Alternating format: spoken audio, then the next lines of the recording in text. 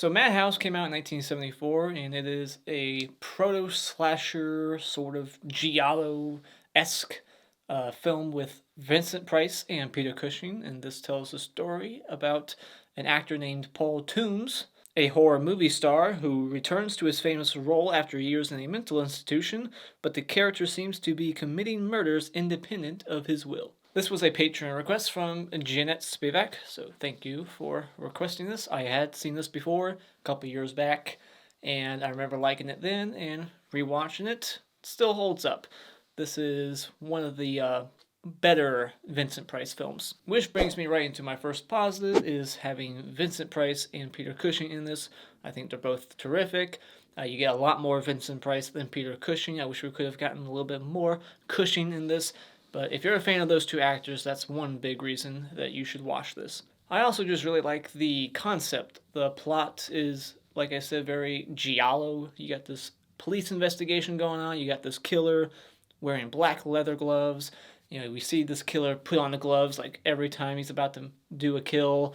And I just like the idea of this killer, when he kills, he's making sure that he's like copying a kill from the movies that Vincent Price's character stars in. He's an actor who is a part of this like franchise called like the Dr. Death films, and every kill is like emulating a kill from the movies. It's kind of like Scream 3. I think they did something similar. Like, this idea has been done before. I'm not sure before this, but definitely after this. But I like this plot. I like the giallo and proto-slasher, the feel of it. It feels like a slasher. I like the look of the killer.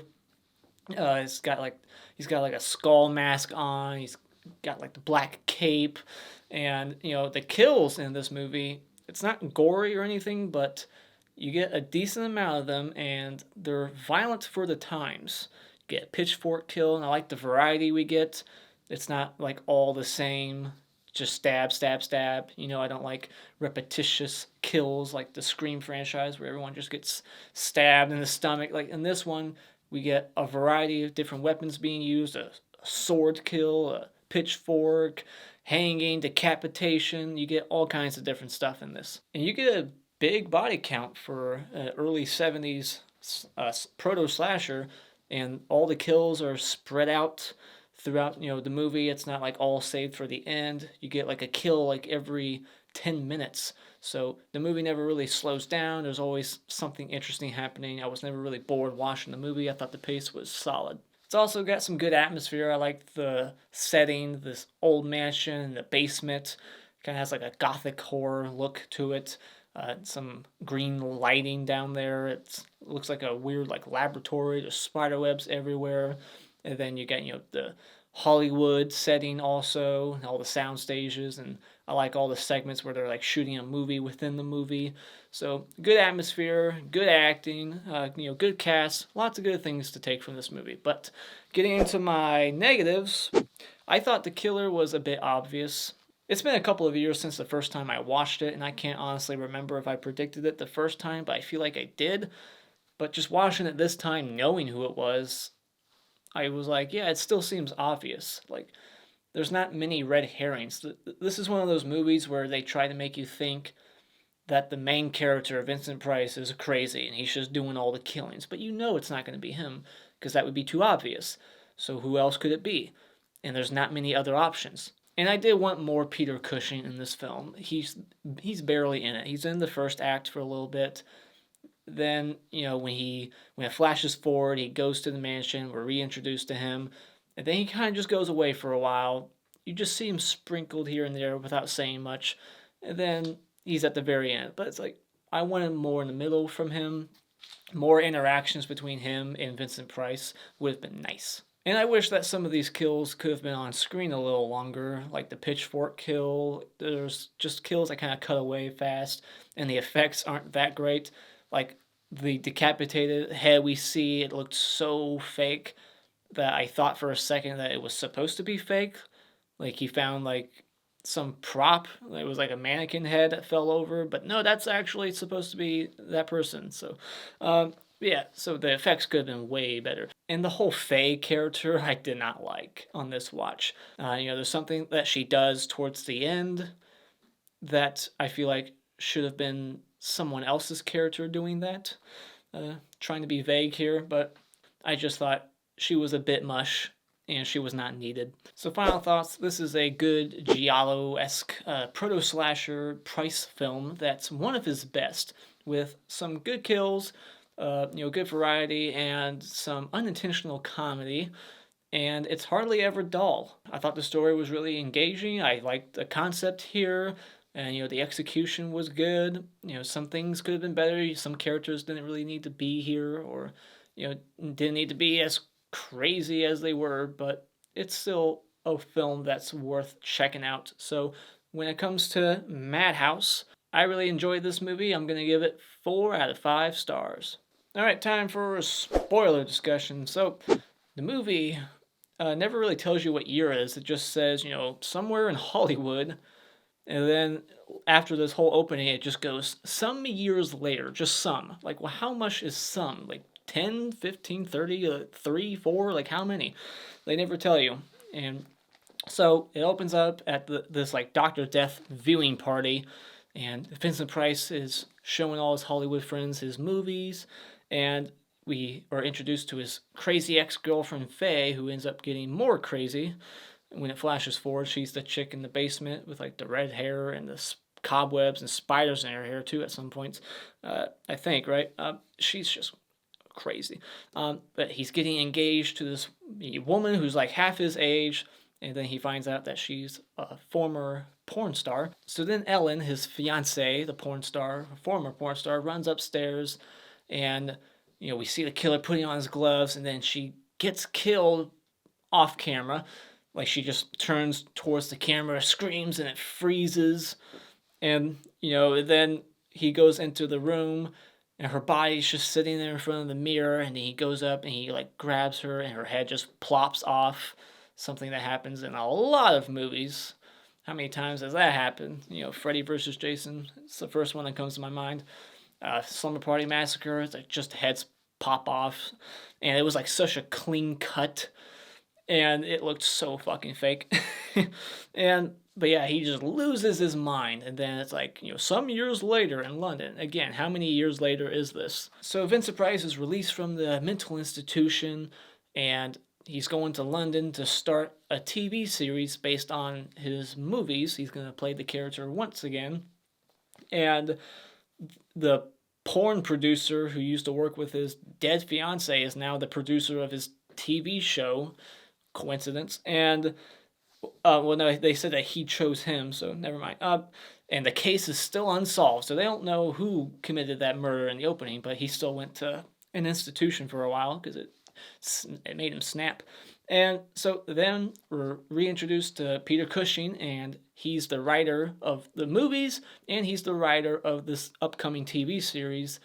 And as soon as they say that line, Vincent Price is giving this speech, and he's like, we created this character together, but, he wanted to be an actor, but he was basically no good. I forget what he said exactly, but, he found out that he was a better writer than an actor, and it kind of just sets up the motivation right there. Like, okay, so he's a writer, he's a wannabe actor.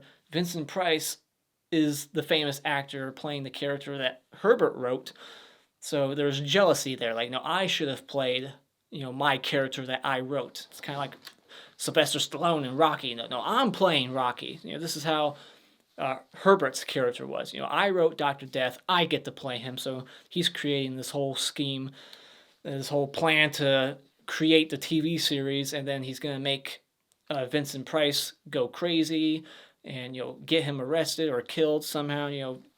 He's going to go on this killing spree and pin it all on Vincent Price, and then he's going to take that role from him. And then this girl, Elizabeth, who we saw earlier on the boat, I'm not sure who exactly she is. I think she's supposed to be an actress, but I think she's like a diehard fan of his or something, because she's like stalking him, or she's trying to like ruin his public image. Like, I don't know what she's trying to do exactly, but she breaks into his house, just waltz on in, like, hello, Paul, you in here? Like, you're not invited. What are you doing?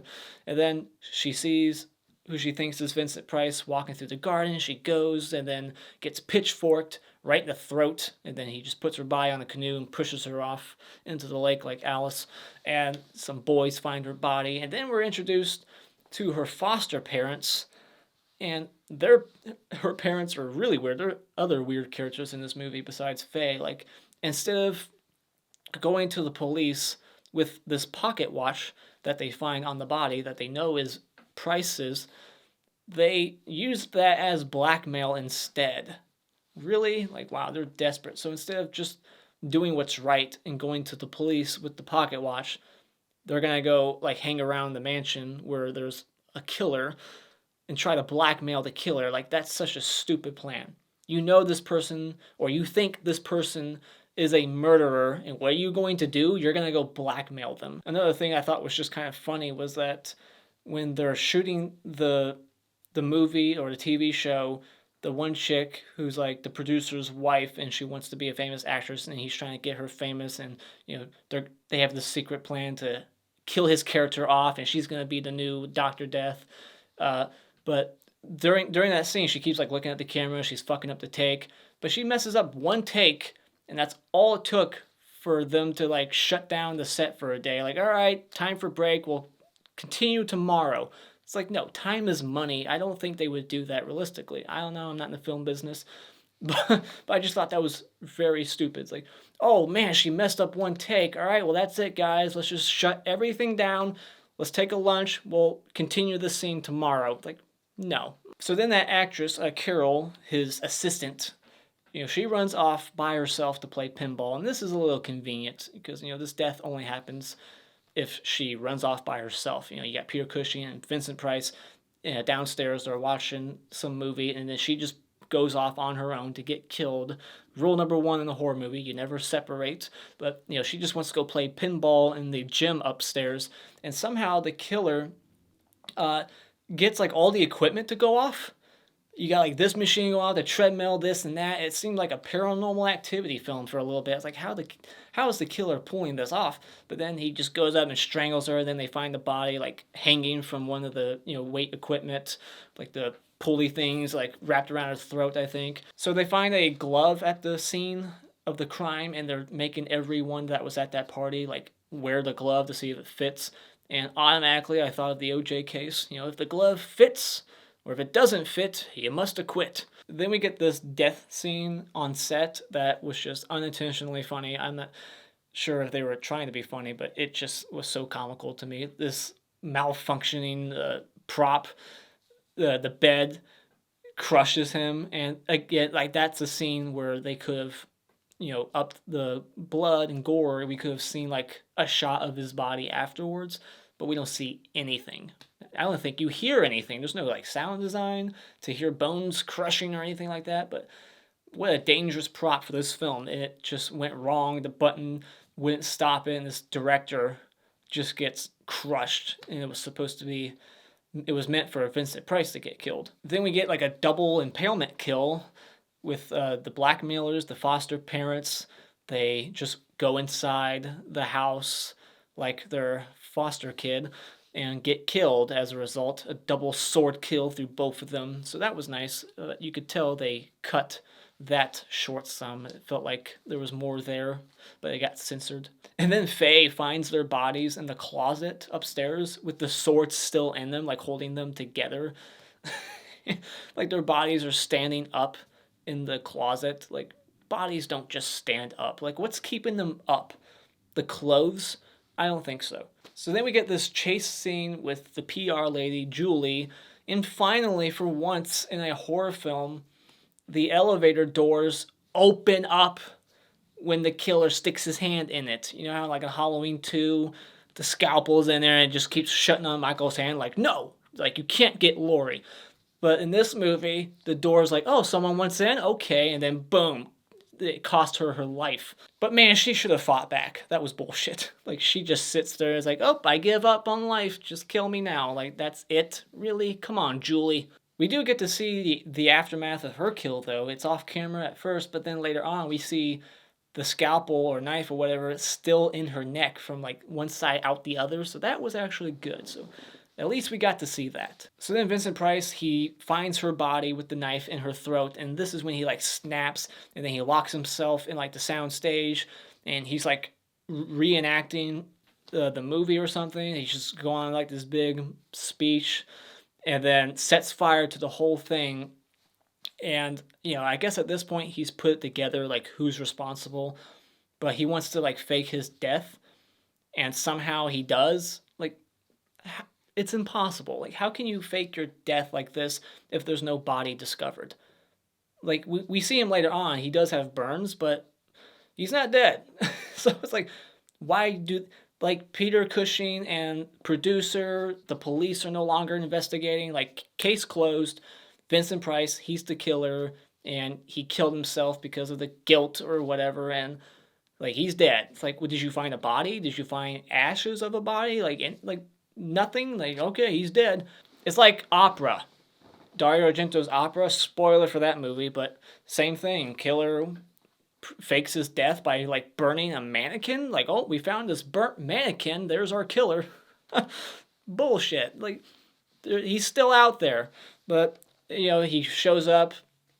Vincent Price shows up and confronts Peter Cushing. He's like, I know it was you all along, and this is, you know, why you did it, or whatever. Or, you know, Herbert starts to give that speech. You know, I did it because of this. I was jealous, and I should have been the actor.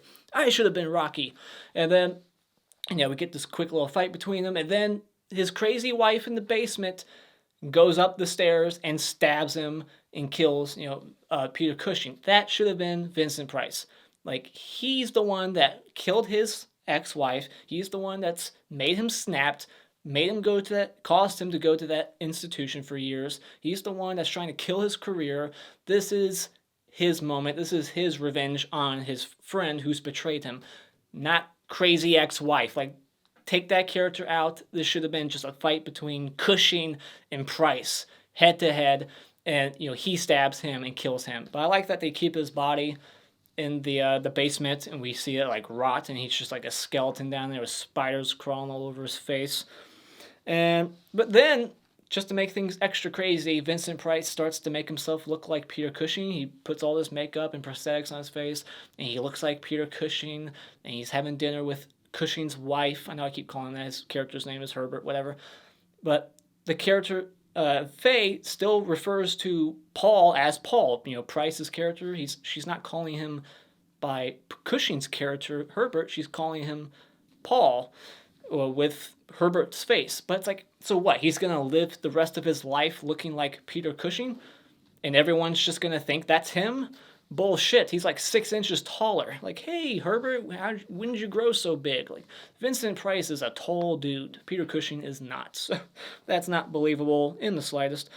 But yeah, there you go. That is the end of Madhouse 1974. Not to be confused with Madhouse 1981, which is a great slasher that I recommend also. So check that movie out and this one. So what are your thoughts on this movie? Let me know in the comments below. And as always, if you like what you've seen here, you can hit this like button and become a subscriber today just by clicking on my cartoon face in about 5 seconds. And remember, it's all an opinion. You don't need to get butthurt about it.